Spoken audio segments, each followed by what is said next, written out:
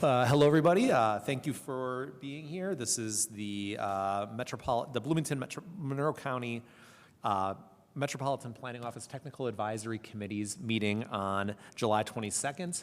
I guess we'll start with just introductions, and maybe if we can start on my left with you, Neil. Neil Cocker, proxy for the City of Bloomington City Engineer. Good morning, Nate Nichols, City of Bloomington Public Works Department. John Baton, GIS Coordinator for Monroe County. Jane Fleeg, City of Bloomington Utilities. Kelly Whitmer, Monroe County Parks and Recreation. Jackie Jellin, Monroe County Planning Department. Ben Ayers, Monroe County Highway Proxy. Amy Garataz, Area 10 Rural Transit. Renee Wellens, NDOT, proxy for Rebecca Packer. Max Dyer, City of Bloomington, GIS, proxy for Megan Blair. There are no committee members online, although one may join later.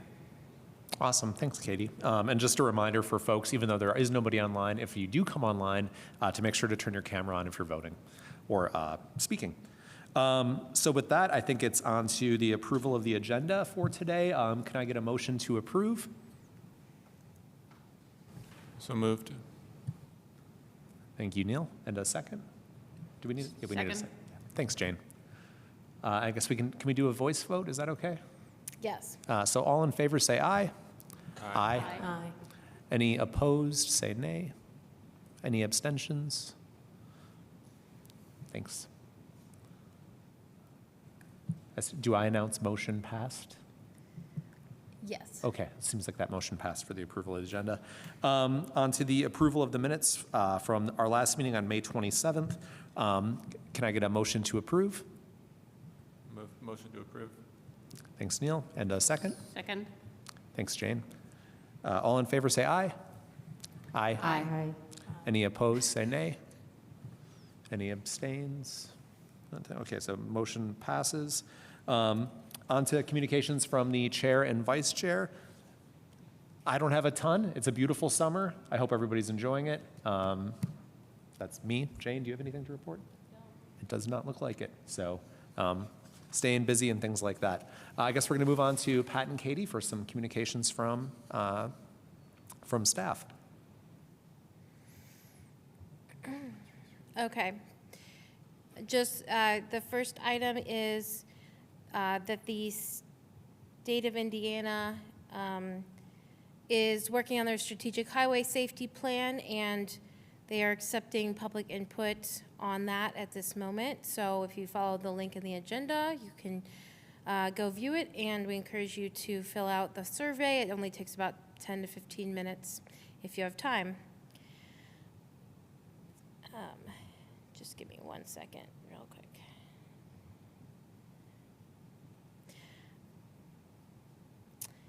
The next item is that INDOT is also updating the Indiana State Rail Plan. My bad.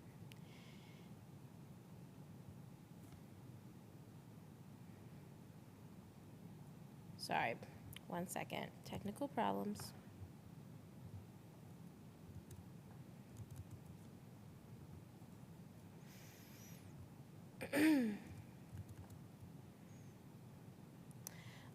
The Indiana State Rail Plan guides the state's rail infrastructure investment and their policies, and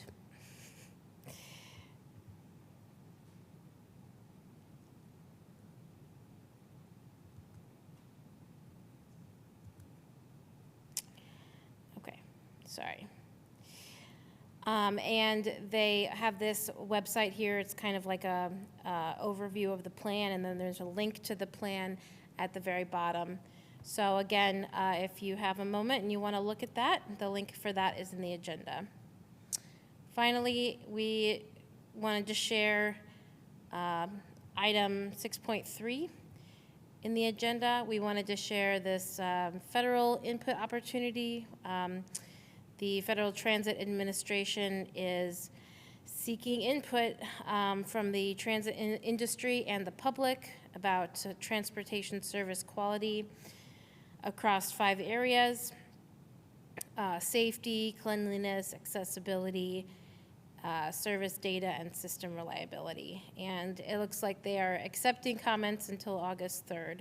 So if you're so inclined to participate in providing comments to that, the link to that is in the agenda.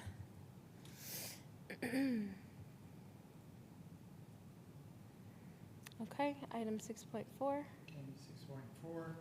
6.4. Update to the crash dashboard for Monroe County and Bloomington. Huge thanks to Max and to Megan for updating this. We went through all of the 2025 crash data from the Department of Transportation for the entire county. Proofed through all of that. GIS coordinated everything to make sure that everything was accurate. Passed it on to the ITS GIS team. This was posted approximately 3 weeks ago, I think, or something like that. It shows all the crash records from 2022, calendar year 2022, God, first day back, through 2025. And you'll see there that predominant crash factors: failure to yield right away, following too closely, unsafe backing, animals and objects in the roadway, 1,276 of those. And local roads, we're looking at 62% of the total crashes were on local roads. Only 21% were on state routes. We encourage you to go to the Crash Data Hub or Crash Dashboard for Bloomington, Monroe County, and check out everything that's there. It's really a significant amount of work that's there, and it's also uploaded onto the state level from there. We have, next thing we have item 6.5, early coordination letter from the Indiana Department of Transportation. This is for a small structure improvement project on State Road 45 over an unnamed tributary of Griffey Creek, 0.38 miles east of Interstate 69. If you can find it, good. If you know exactly where it is, good. But there's an early coordination letter that's in the packet, shows the specific location of the project itself. It's just a little bit east of Interstate 69 on State Road 45-46 corridor. If you have any questions, please let us know. We'll be happy to answer those. Item 6.6, ourselves, the City of Bloomington, Monroe County, and the Indiana Department of Transportation completed a set of roadway safety audits, RSAs, in the planning area, and this was last week. The Indiana Department of Transportation examined, first location they examined was State Road 45 in the area from Industrial Boulevard to Curry Pike, affectionately known as Wally World. That area has significant congestion, significant number of crashes. Many of those are what I would call fender bender, property damage only type of crashes. Nonetheless, they're looking at that to see if there's something they can do with the roadway, with the signal timing, with the access to make that an improvement. They will have some sort of a recommendation within a couple of months. Second location we looked at jointly was the intersection of State Road 45, State Road 46, in the area of Kinzer Pike and Rogers Street itself. The concern there is pedestrian movement more than anything else. There's a planned pedestrian project along the corridor on the north side of the corridor where they will have a protected walkway, but that is another 4 years or 5 years down the road. Predominantly, we're looking at here is the congestion we've got because we've seen the area grow from somewhere around 36,000 vehicles a day up to roughly 40 to 42,000 vehicles a day. Commercial traffic is fairly light. It's only about 5% or so. But the issue here is the pedestrian movements, the north-south pedestrian movements on the west side of the corridor there, which Katie has up, where pedestrians are walking to the Kroger in that area.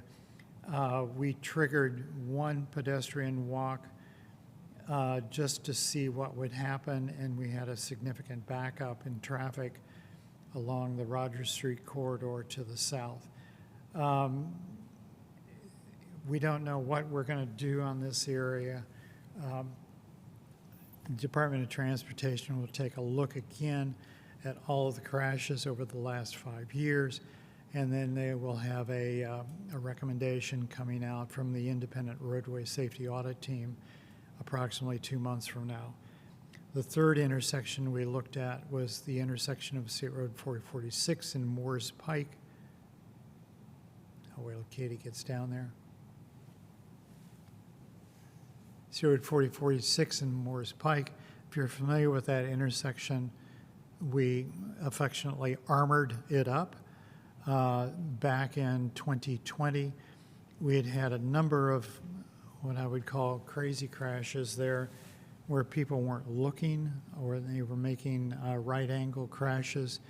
This one popped out of the cake somehow or another, just because the frequency is back again and we're not really sure why.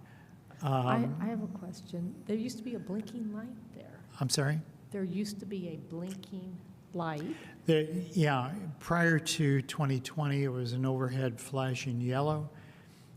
They determined that overhead flashing yellow was inadequate. People couldn't see it. So instead, what they did was they put up... They took it away. They took it away and they put up the stop signs with the flashing stop signs on the west and the east legs of that intersection. They also added a left turn lane for what I would call a northbound to westbound left turn lane. They added that in there too. That reduced the number of right angle crashes.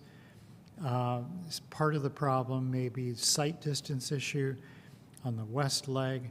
The west leg, if you're eastbound, you come up to State Road 446, you're on a rise, and you have a stop bar there, but everybody goes past the stop bar to stick their nose out to see if they can get a better view.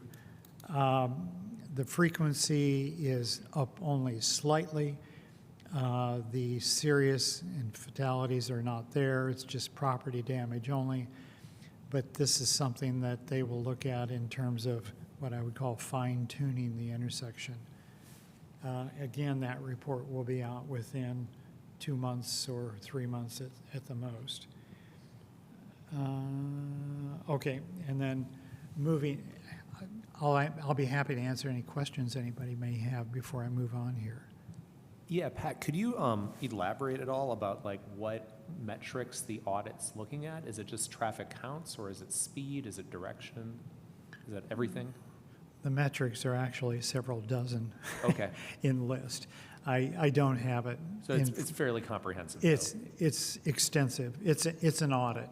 Cool. So they look at everything, assuming nothing is right, assuming everything is wrong, and then they go down the checklist from there to see, okay, what is happening, when is it happening? They're happening, well, that was the other thing. State Road 446 and the 45, 46 at Kinzer, all of those are happening in the daytime. And they're happening when the light conditions are good, when it's dry pavement, and you have to ask yourself, what's going on here? Because you can see there's no skid marks, it's not snowing or anything like that. Some of it is driver attention. Another part of it up on State Road 45 and 46 at Kinzer is speed, where the vehicles are eastbound, off the interstate, eastbound, come up to the intersection, they're still up. The 85th percentile was somewhere around 55 miles an hour, even though that posted speed in that area is 45 miles an hour. And so therefore, you've got a lot of rear end crashes or something of that nature. Does that answer your question? Yeah, thanks. Okay, sure. And then moving on now, the next item on the agenda is item 6.7, upcoming fiscal year 2028-2032 call for projects. The MPO will be doing a call for projects in August, mid-August to the end of August. We haven't got the exact, well, we have an exact date. We just haven't announced it yet. We'll be doing a call for projects. This will be for fiscal year, all federal aid projects for fiscal year 28 through 32. This will include the full gamut of all projects based on available funding. In prior calls that we've had, our available funding annually, federal funding available annually was somewhere around 5.2 to 5.5 million. This time it looks like our federal call will be only somewhere around 4.5 million. We've lost funding, and this isn't just us, it's all of the other MPOs within the state of Indiana. This is the last year of the federal highway funding bill, and Congress is negotiating, I'm using quotes on this, negotiating a new funding bill, but the likelihood of that bill passing prior to the November election is zero. So we'll probably see a continuing resolution, which means that our funding levels will remain static at least into the beginning of the new calendar year. And we'll be happy to answer any questions you may have on any of that.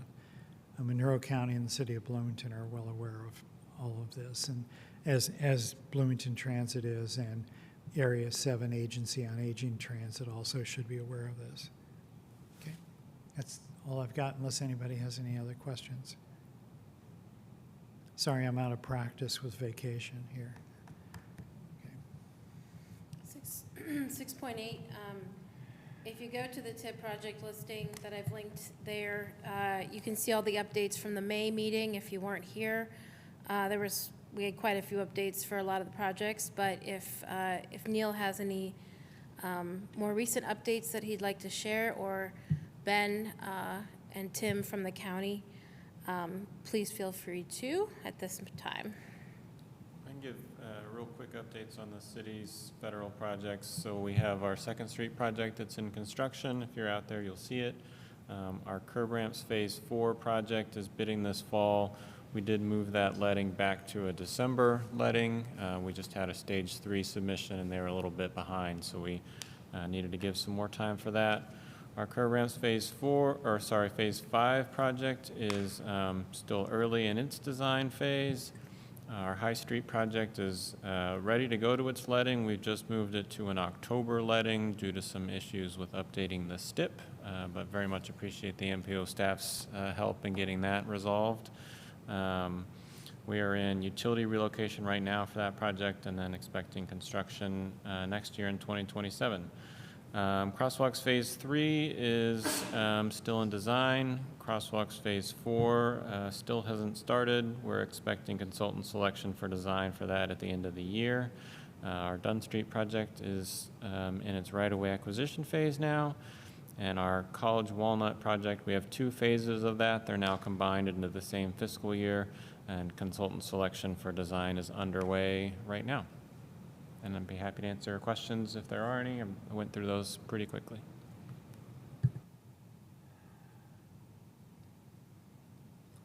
So from the county, the 2026 to 2029 bridge inspections have been completed and are in compliance, and will be uploaded into the bridge program at NDOT.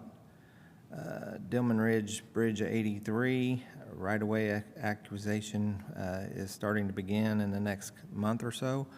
The consultant contract is with Aegis and is just waiting on the NDOT LPA contract to be generated. Eagleson Bridge 922, looks like counties met with IU and other reps, and the bridge utilities will start relocating in the area to coordinate with IU as well. Fairfax Road, I believe this is for the high friction asphalt. has been awarded and will begin soon. Rockport Road Bridge 308 is under construction. At this time, there's no date on completion, but I believe it's October. That road, Bridge 79, has been approved and executed with Clark Dietz, and we'll be starting the federal aid process. I know this one's not in the MPO area, but just kind of want to touch base on it, is the Aurora Road Bridge 75 is right now under construction, and that area is closed. That's it. Thank you, guys. I just want to commend staff for this map. It's extremely helpful, so thank you.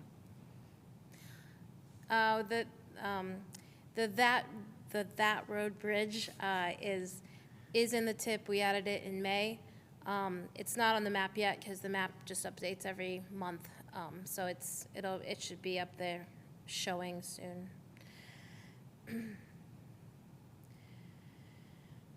So as you know, some changes to the tip. We don't require that they be reviewed and formally approved at committee meetings.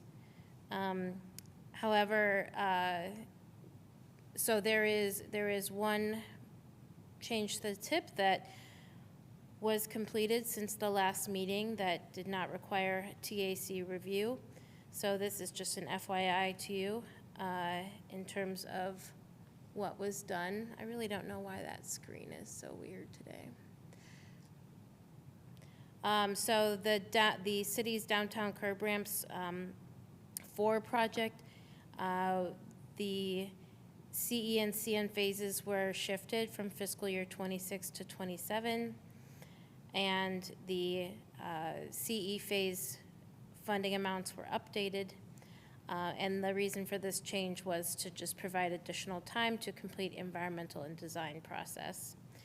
This project is not using MPO funds, but they did get special safety funds from the state during a special call in 2024. Those are the same funds that the Monroe County won for their Fairfax high friction project. And that is the only change that was done since the last meeting.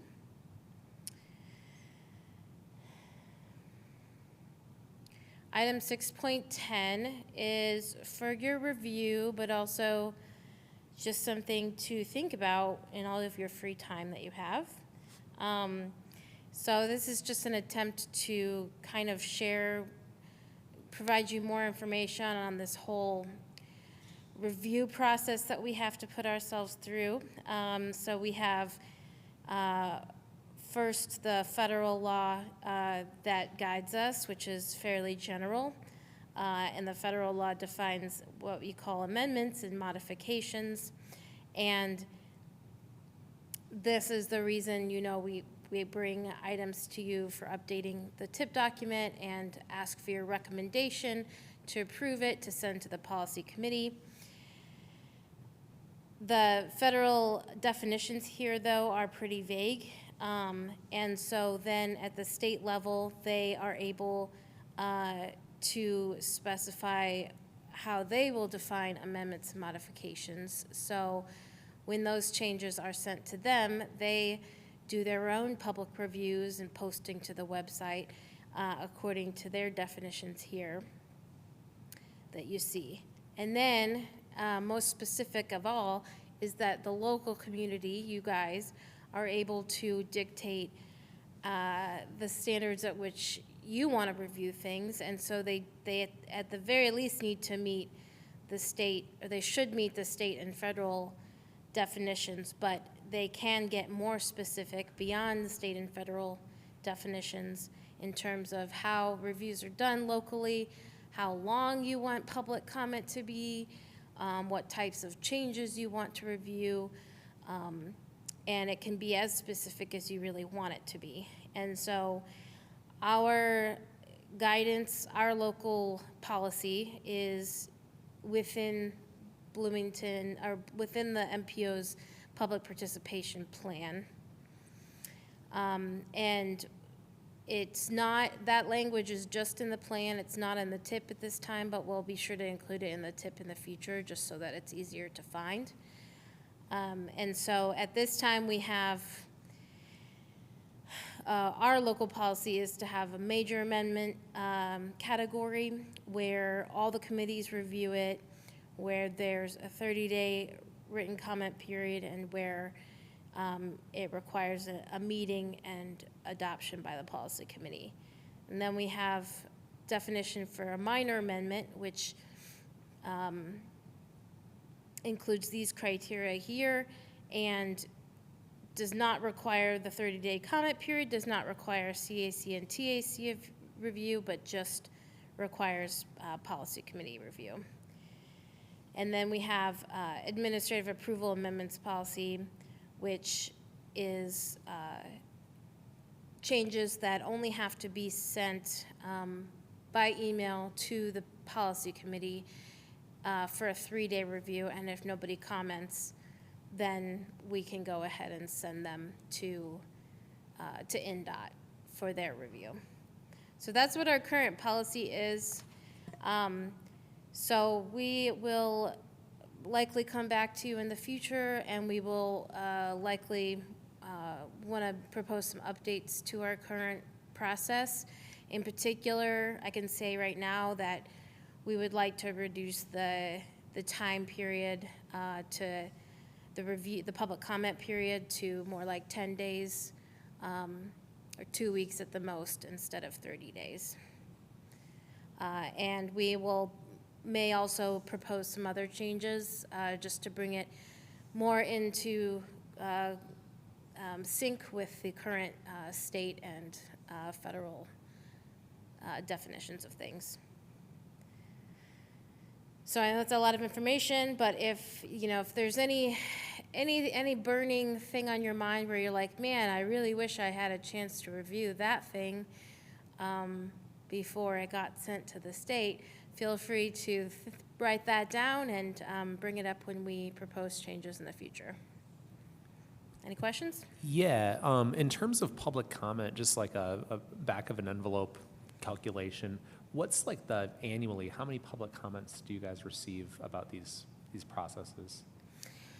Well, specifically for like TIP project updates, only what's said at the meetings. We do have, and it's a little bit buried in the packets, obviously. We do have, like on our homepage, we have the blurb here about items open for public review. But that's really, and then once in a while I post it on Facebook or something, but we don't get any comments outside of this meeting for this. And then in the public participation plan, there is like a separate procedure for like the big approval of the TIP, every 2 years, and then the approval of other documents and what the public comment period is for those as well. Yeah. Awesome, thanks.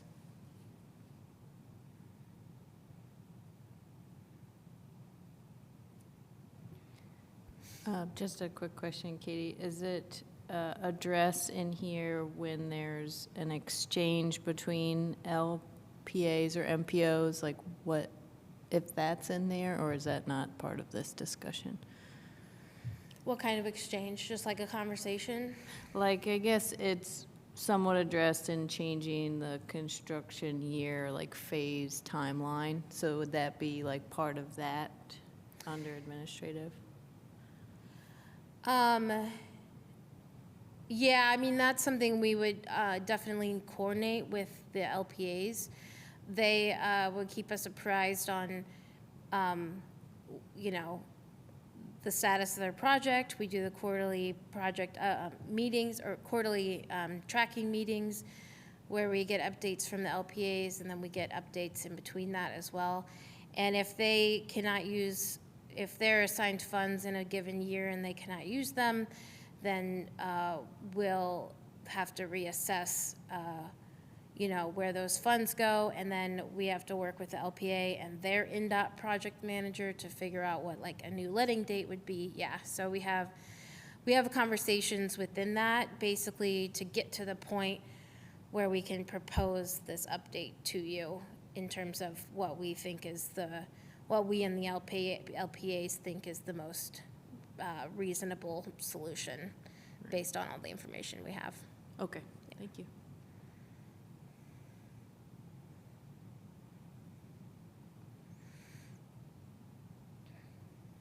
This is helpful. Yeah. So I guess I'll say because of this very rigorous review at multiple levels, this is one of many places where delays can occur. So for example, if we may have a change to our tip that the locally we consider an amendment, and that requires we wait till the next meeting to take it to the committees and hope they approve it. Once they approve it, then we have to send it to NDOT for their review, and then they send it to Federal Highway for review as well. And if it's, right now, if it's an amendment, the Federal Highway review is being done by one person. I don't know what their scope of review is, but as a result of their reduction in staff to do those reviews that are required, it's now taking like 3 to 5 months to get an okay back from them. And they won't release federal funding until they have that review done. So that is one of many things that can potentially cause these delays that then force us to change our letting dates or move our construction phases for a project from one fiscal year to the next. So It's a lot of juggling that you guys do, and we appreciate it. Also, I think, just in my learning of our role in the MPO, especially the TAC, it's like the projects that are selected amongst the stakeholders of this group. And so this is a helpful document for us to kind of piece through to say, okay, what kind of amendment is this to categorize? But also at the end of the day, if there's a comment on, how things are done, I would like some clarity if there's some question by the policy committee or this committee. Is it an issue of the projects that are selected, or is it an issue of when these things go to construction and then the money that is left over and how that gets reallocated? Because obviously you guys are dealing with a lot of timelines that are out of your control. And so, at least from my perspective, I want to support staff because you guys see it from your perspective and you're getting the applications in from our team here, and if there's a way we can streamline things to fulfill projects on time, that would be a priority, I would think. So.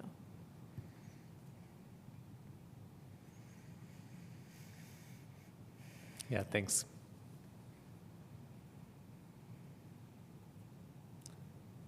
New business? And it looks like we're moving on to old business, which I don't see any on the agenda. And then on to new business, so 8.1. all right, speaking of amendments, this is a set of changes that, oh no. Oh no. It looks like I messed up my link here. So hopefully you all are looking at the combined PDF. Yeah, when you're looking for this, I just do want to say too, I did appreciate the 2 different packets that were available on the website, the one with all the hyperlinks, and then also that combined packet was a nice addition. So thanks, staff. Yeah, I'm doing both for now because it seems like some folks prefer the combined one, but in the future that won't be considered accessible unless I figure out a way to make it accessible. the linked version is the accessible one, and so I don't know if I'll be able to put up both in the future, just so you guys know. But I guess today, it's handy, because I messed up the linked one.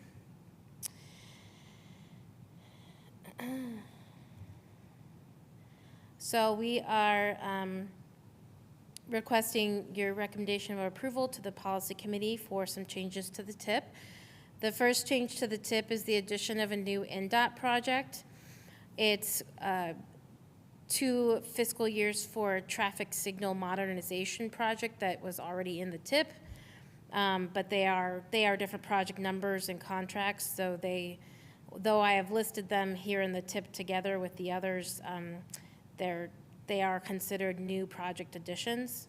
So this is just, again, a pretty general one for this whole Seymour district. The amount for us or the locations are not specifically identified yet. And this is just a step where they ask us to add it in advance to help shorten review timelines in the future.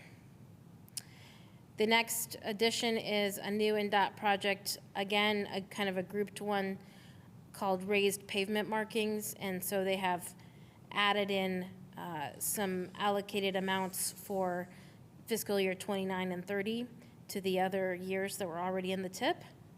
And again, this is various locations in Seymour District. So anyone who could potentially be impacted by this is asked to put it in their tip. This third change is to update NDOT projects 230, 1124, so the one that was titled HMA overlay and minor structural. This was the one on SR 446 between SR 46 and Morris Pike. As some of you may recall, we met last April, I think, to talk to NDOT about this project because it's close to the new Monroe County Park. So their pavement, I don't know all the details, but this is a more complicated thing on NDOT's end in terms of their contracts. They've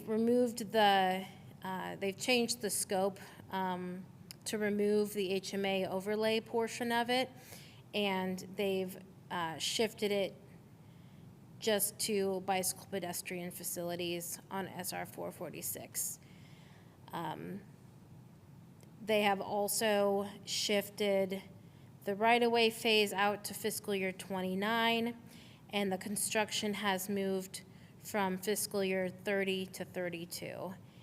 And if you have complaints about that, you can submit a NDOT for you ticket, but this decision would have been made based on their own budget and prioritization process. The project total project cost was updated a little bit as well.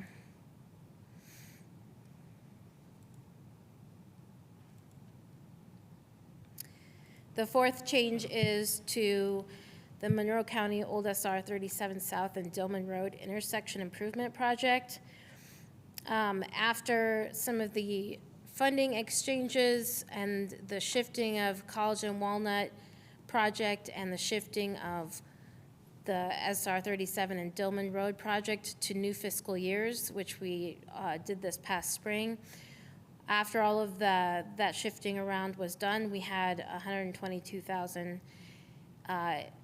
in fiscal year 28 that we needed to allocate. And so MPO staff did meet with City of Bloomington and Monroe County representatives to discuss this because both LPAs had projects in those years that could use the funding. And the result of that meeting was to agree to assign that $122,000 in funds to the SR 37 and Dillman Road project. And so this change, this update adds that funding in.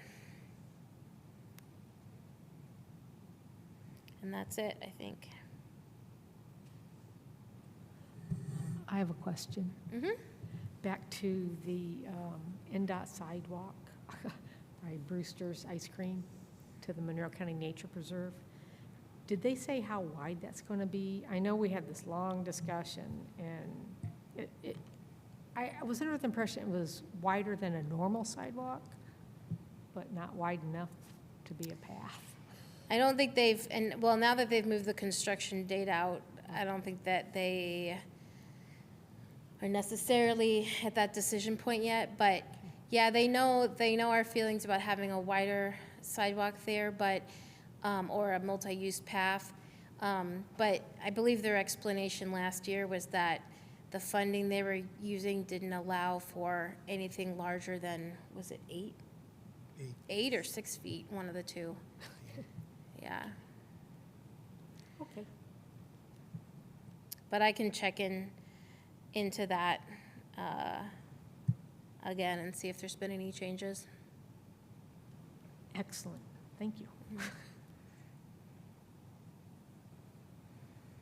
Thanks. So I think we need to have a motion to approve the item 8.1, the BMC MPO resolution FY 2027-01, proposed changes to the FY 2026-2030 TIP. Can I get a motion to approve? So moved. Thanks, Neil. And a second? Second. Thanks, Jackie. Voice vote, so all in favor would say aye. Aye. Aye. Any opposed, say nay. Any abstentions? Motion carries. On to 8.2. Okay, the next item we have is a presentation here and a resolution adopting the State of Indiana's Department of Transportation calendar year 2027 safety performance targets. If you go to the hot link there, you'll see that staff wrote a memo regarding this. This is an annual update by the Indiana Department of Transportation on what are called their targets. The targets have to do with performance in terms of what I would call FSI, fatalities and serious injury type crashes. The numbers that are shown there are pretty straightforward. Well, I'm sorry, in the memo that we have that goes with it, the memos are pretty straightforward, showing we're looking at the number of fatalities, the rate of fatalities per 100 million vehicle miles traveled, number of serious injuries, the rate of serious injuries per 100 million vehicle miles traveled, and the number of non-motorized fatalities and non-motorized serious injuries. Now, those numbers are, the fatalities are 777. This is for calendar year 27. 777 for the entire state. Fatality rate of 0.97 per 100 million vehicle miles traveled. Serious injuries, 2,900. Rate of serious injuries per 100 million vehicle miles traveled, 3.62. And the number of non-motorized fatalities and serious injuries is 453. Now, the Department of Transportation has adopted this 4 years ago, a 2% straight line reduction every year, shown in the State Highway Safety Plan, the adopted State Highway Safety Plan. Now, if you can go to, okay. Now, reading off the numbers, you're probably wondering, how did they come up with that? They pull it out of clean air, or did they use actual data? And the answer is they used actual data. But the actual data we've used is complicated. First, we'll go over the first chart here. This is the State of Indiana's fatal and serious injury crash data from 2014 to 2025. You can see where the fatalities there are on the first column, and there's a link there for the National Highway Transportation Safety Administration's research data on fatalities and reporting of fatalities. You can see it started at 745 in 2014 and 844. Now, fatalities are definitive, so there's really no equivocation about any of this. The volumes are based on traffic data sampling statewide. Usually those take almost 2 years to process, to collect, because it's such a complex process. But you can see where the volumes in 2014, there were 791.71 fatalities per 100 million vehicle miles traveled, and now we're up to, in 2025, 997.02. That's alarming. Now the fatality rate, if you look at that also in the next column over 0.941, starting in 2014 and then going down to 0.847 in 2025. That's not alarming, that's a good sign. Serious injuries have been increasing steadily since 2014 from 3,338 to 4,498. However, the definition of what's called a serious injury has changed, and it's also variable by state. Back in 2014, a serious injury was determined by the officer on the scene filling out the report. And then up to now, the definition just recently changed. Is serious injury goes into an extreme definition. I'm not going to go into severed limbs or anything like that, but largely it goes with if someone is transported to the hospital, that's considered a serious injury, and that's reported as such. The serious injury rate has remained all over the place from 4.215 in 2014 up to 4.511 in 2025. It's a mixed bag. I can't tell you what to say about any of that. Now, the non-motorized fatalities and serious injuries, this is the total number of pedestrian and bicycle crashes. By the way, buggies are not in this. Horse-drawn buggies are not considered part of the statistics in the state of Indiana, at least. So this is all bike ped, 461 in 2014, up to 519 in 2025. Now you look at the non-motorized fatalities, this is alarming. It goes from 90, hit a high of 144, but it's currently at 126 in 2025. Non-motorized serious injuries, again, there's the equivocation here. Serious injury was determined by the officer at the scene up until recently, and then the more current definition is that if someone is transported to the hospital, it's considered a serious injury, otherwise considered just a property damage type of crash. But that's the first set of data. That's what I would call the broad brush stroke. And then we'll go to the next one here, which is the state of Indiana's 5-year rolling average fatalities and serious injury crash data. 5 years is considered the norm, or I would call it standard practice nationwide in terms of data smoothing, because you've got the ups and downs of each individual year based on traffic volumes, and we had the anomaly of 2020 and 2021 with COVID, where the volumes were down but the fatalities were up, and I'll go into that in a minute. But anyway, looking at the, whoops, I got a typo in there, FARS debt, that's supposed to be fatalities. 883 starting from 2014 to 2018, going up to 896 in 2021 to 2025. VMT, million vehicle miles traveled, that's steadily increased because people are using their vehicles more. Look at the rate of fatalities. Actually, it's actually not, I hate to say this, not bad, considering that you were at 1.03 back in 2014 and 18, and now you're up to 1.187.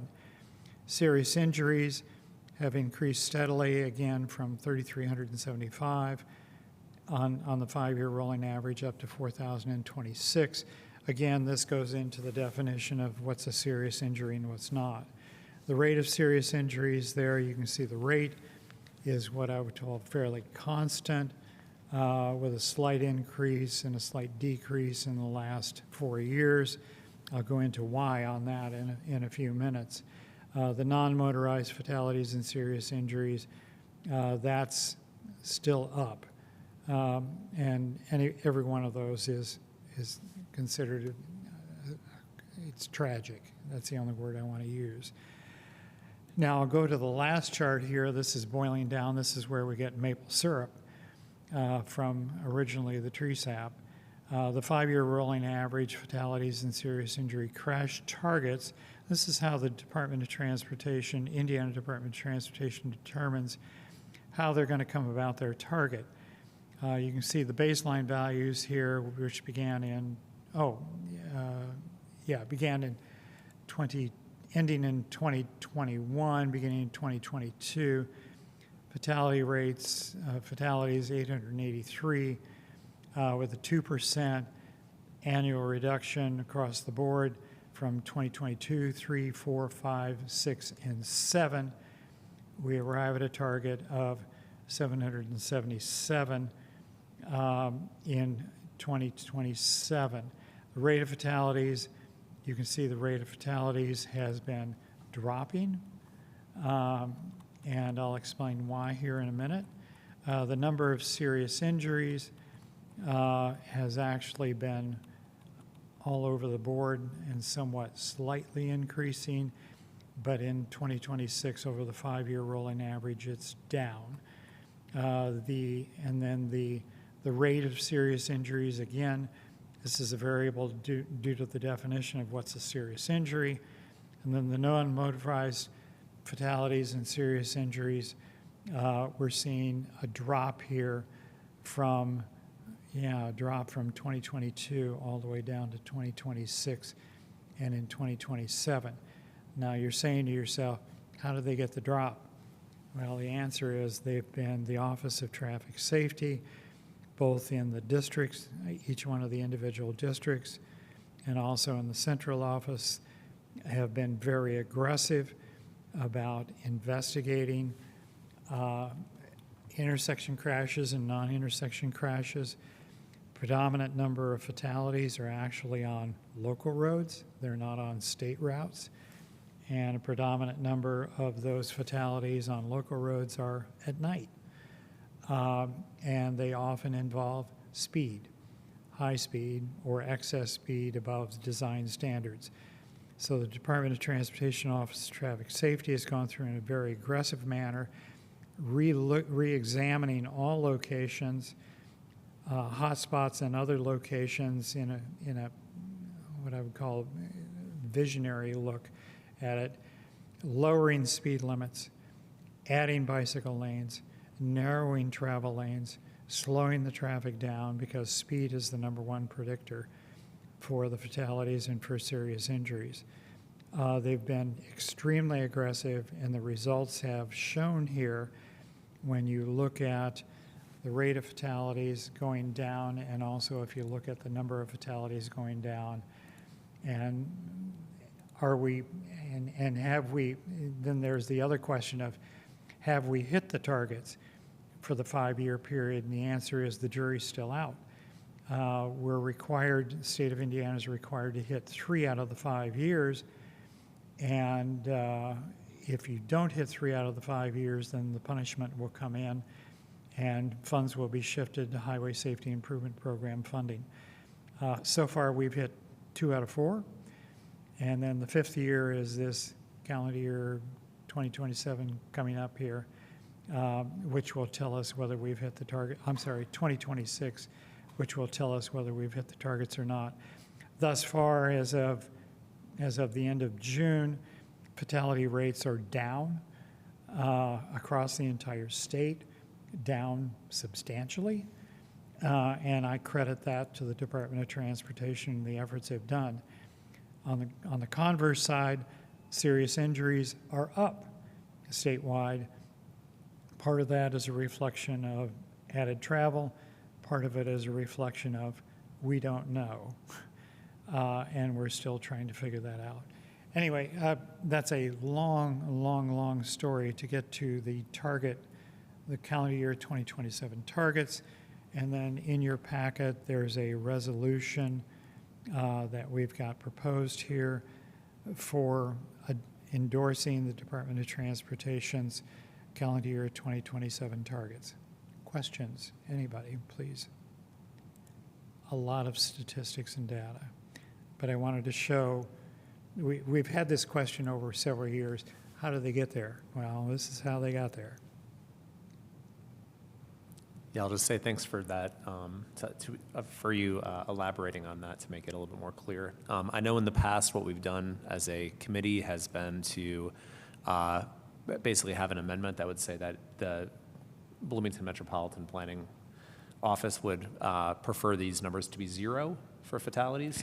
So I guess for this, I'm not sure if we would do an amendment again or a motion to amend that. I'll let you talk, Pat. Yeah, you can. Yeah, please feel free to do that, because the Safe Streets and Roads for All action plan adopted by City of Bloomington, December of 2024, had a Vision Zero goal of 2039. Now, the Department of Transportation does not have a formal Vision Zero goal. They have the goal is 0, which is several states, I think there are 25, 26 states, hedge. And they use that language instead, so that way they won't inflame certain elected officials. I won't go any further than that. So yeah, please feel free to add whatever language you wish to add to that. We'll be more than happy to share that with the Policy Committee on Friday. Right, Neil had a really nice kind of disclaimer almost, like we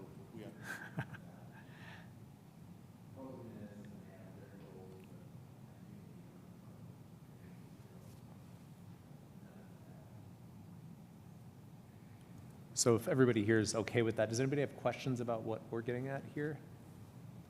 Neil, do you have your language kind of handy? Yeah, I would agree with using the same language. Part of it's just an issue of, like, we're saying there's a target of 700 fatalities, and what I think they mean is a maximum of 700, and like even that is not clearly what, is not well stated.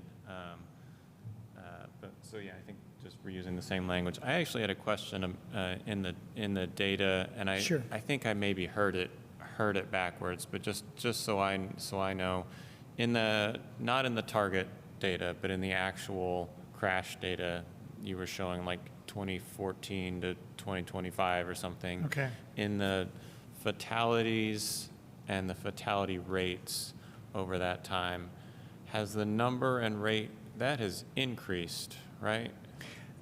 The rate in 2014 was 0.941. The rate in 2025 was 0.847. Okay. Can you show the one that had the like 5-year rolling average? Yeah.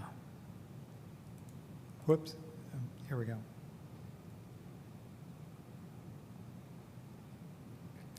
So this, yeah. Now the 5-year average, you're seeing I would call it a marginal increase. okay. 0.312 in 2014 to 18, but then you had a drop in 2020 to 24, and my guess is that's probably because of COVID. Fewer people were traveling, but more people actually died during the 2021 period because they were driving faster on less congested roadways. That's what we were told. But yeah, 2021, 2025, 1.187. Okay, so like a 15% increase, actually. Yeah. Okay, thank you. Yeah. Now, I would have graphed all of this, but then you would have ended up with a couple of dozen graphs. No, that's fine. I was just trying to wrap my head around the numbers. Yeah, no. Does that answer everything? Yeah. Okay. So I think what I'd like to put forth as a amendment to this item is to reuse the language we've used in the past years, stating that the Technical Advisory Committee would like to have that goal at 0 or that target at 0 versus 777. And then with that, to approve the item. So if we can package those together, I'm guessing that's okay? Or should these be two separate votes? Packaged together is fine? Okay, so if I could get a motion to approve that? Just a friendly amendment or advice. I know that we had talked about not necessarily approving it, but we are simply forwarding it to the policy committee. It's not that we agree with the information, but know that it has to be forwarded to the policy committee for actual approval. Yeah, thanks, Jane. Yeah, so using Jane's words there, if we could get a motion to forward this to the policy committee. And this is what I have down as last year's comments from the TAC.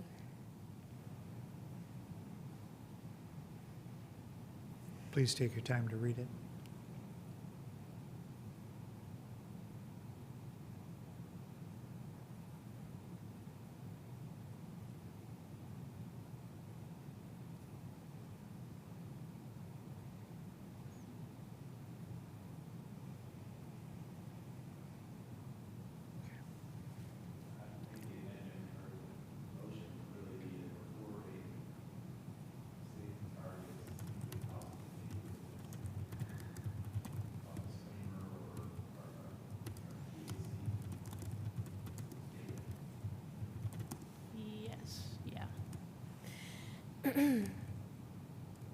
Recommends that the PMCO.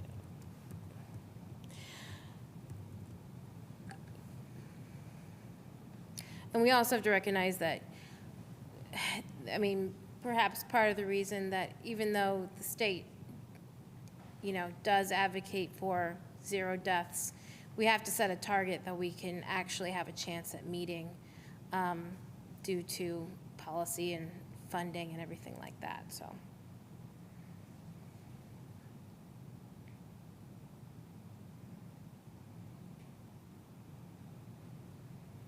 Great, yeah, thanks for showing us this language and everything. So I guess, can I get a motion to approve? So moved. Thanks, Jane. And a second? Second. Thank you, Neil. And then we'll do a voice vote. All in favor, say aye. Aye. Any opposed, nay. Any abstentions? Motion carries. Okay, now this is time for public comment. So if there's anybody here, there's nobody in the room except for the wonderful people of the TAC.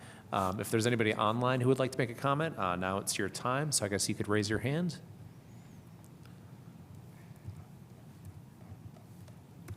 I'm not seeing anyone on, nobody else, okay. So then this is time for communications from committee members on non-voting items or things that are not on the agenda. Anybody has anything they want to add? Fun stuff they've been working on? I would actually like to just share something if I could. Family and Social Services and the Bureau for Better Aging have notified state legislature of their intent to redesign the public service areas of area agencies on aging in Indiana, thus reducing the number and increasing the size of the public service areas. We are concerned about the impact this will have on community members, particularly the elderly and individuals living with disability. Public hearings will be scheduled for spring of 2027. If anyone would like to learn more about this, please contact our agency and we can share information. Thank you. Awesome, yeah, thank you.